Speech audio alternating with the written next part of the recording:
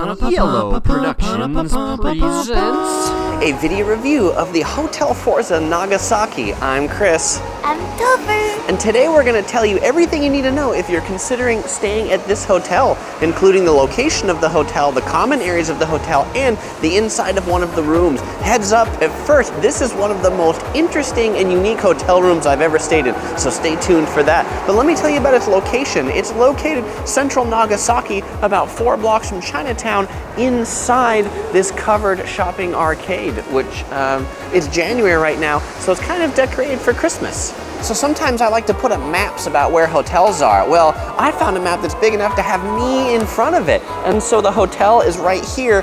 This pink, this is all the covered shopping streets around here. They really go quite a long way, and it's more than just one.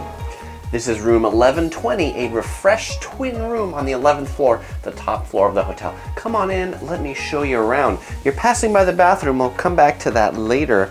We'll come back to this later. Let's go in the main part of the room over here to the 2 twin beds. This is 2 twin beds that are pushed together. They've got pajamas in the room you could put on if you want some jammies. They've got these very interesting pillows that I want to point out, and they were on both beds. These pillows, they have an on button on them, and you push the on button and well, they start to massage. It's like a massager back here. It's battery operated. It comes with a charger so you can charge it. Topher's really enjoying it. It's good for your back. I've never seen a room with massage pillows on the bed before. This is just the first of some of the things I've never seen before in hotel rooms.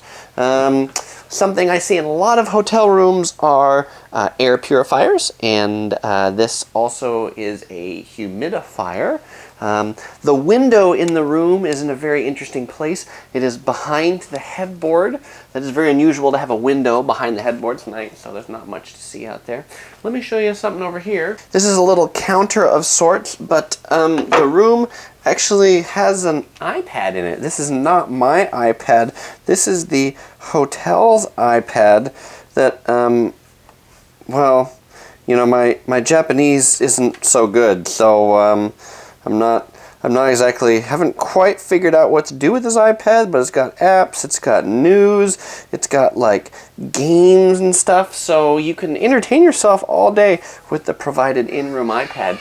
You know, Japan is a place where they really trust people, because I guess these things don't walk away like they would in maybe some American hotels.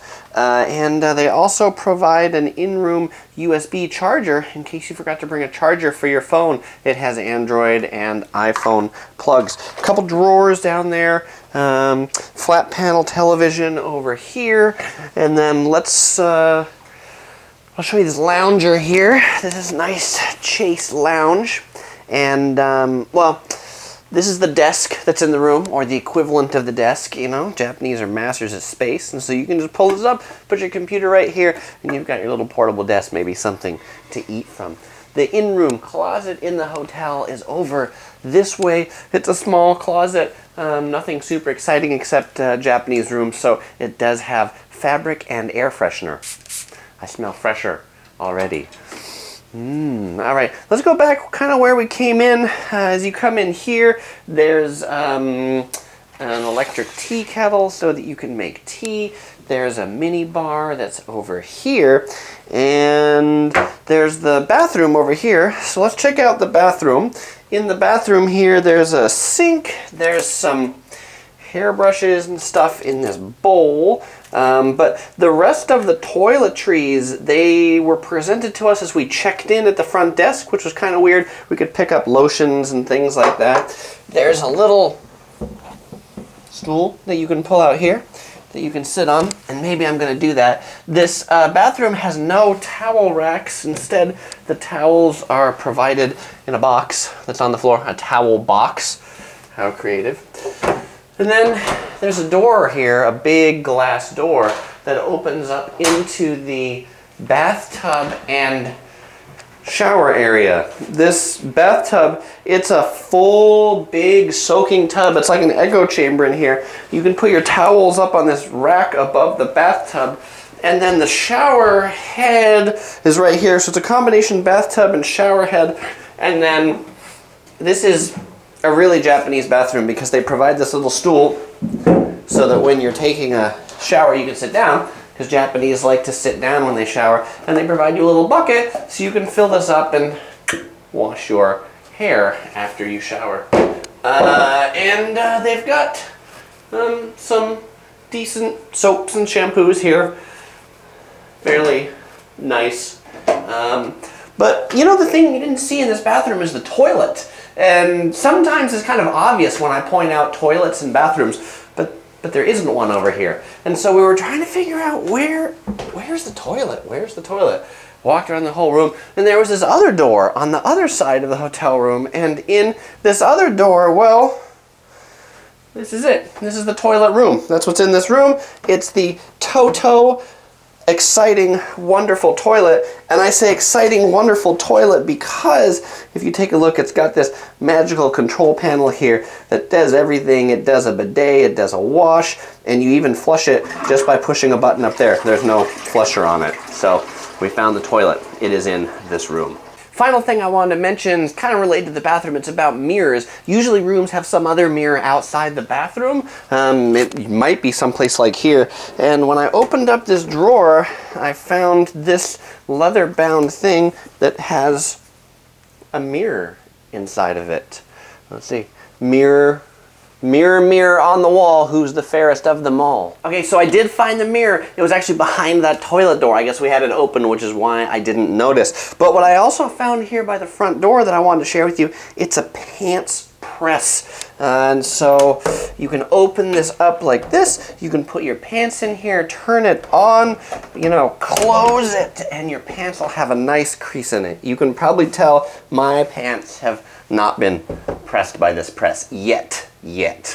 Okay, speaking of the bathrooms, Topher and I were trying to figure out some of the towels in the room, and we picked up this towel and we thought it was a hand towel, but then we unraveled it and realized it's super long and super skinny, and we're not really sure what to do with it. And so that you know it's not a hand towel, they actually have hand towels that are a bit shorter, and this is the long and skinny one. So if you guys know what to do with this, let us know. We've seen them in a couple hotels in Japan. We're not sure. The only thing we could figure out is if it's maybe, you know, like the sushi chefs wear or something like that to put around your head. I'm not so sure. Well, hey, if you know, let us know, because we're really curious. All right, well, it's time to do our hotel review, but let me tell you a few other things about the hotel before we give it the rating, because I didn't mention these at the beginning. Parking at the hotel is a bit inconvenient. They've contracted with this parking garage to provide parking 3 p.m. to 11 a.m. the next day for 1,000 yen. The hotel's about a 5-minute walk down this street. It's cobblestone, which makes it difficult if you're carrying luggage. Topher also wanted me to point out that it's even more difficult if you're walking down the street when it's raining, because then you've got to carry your luggage and hold an umbrella. We had him hold it, and those umbrellas make his little arms kind of tired. The hotel has an interesting walk up on the ground floor. You take an elevator up to the 4th floor. From the 4th floor, that's the lobby. It's kind of a small lobby, and the breakfast restaurant is up there as well. That's basically all there is for the lobby. We'll get back to breakfast when we're in the review. So, for those of you who watch our reviews quite a bit, you know we rate things on a scale of 1 to 5 Tophers, and Topher and I were a little conflicted on this, but Topher, what's the rating? 3.5 Tophers. So Topher says it's 3.5 Tophers, but I'm gonna say it's 3 Tophers, and I control the graphics, so 3 Tophers right here. Yeah, I know, you'll just have to deal with it. Right. Well, you got your message in there, so let's talk about the pros and the cons, and then we'll talk about how we're conflicted. We're curious, what do you guys think? Should it be a 3 or a 3.5? So,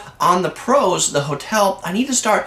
It was cheap. The value here is really good. This room was $96, including taxes and breakfast for 2 people. So this is a pretty good room for $96. The comforters were super soft, down comforters. The room was clean. It's nice. It's new. The breakfast was really quite good. It was I don't know, I'd call it a full-on Western Japanese breakfast. They had a lot of sort of expensive things on the breakfast, like they had eel and pork. They had this Nagasaki Castella cake, which is famous here. You could get curry, and of course, ice cream for breakfast. Yes, ice cream for breakfast. So the breakfast, Topher, after eating that, he wanted to bump it up to a 3.5. But now let's talk about what some of the cons are. The cons, well, the location, it's not really near the JR station. It doesn't have a parking garage. You know, as I mentioned earlier, we had to park somewhere out in the boonies in this parking garage that was really hard to find, and they gave us really bad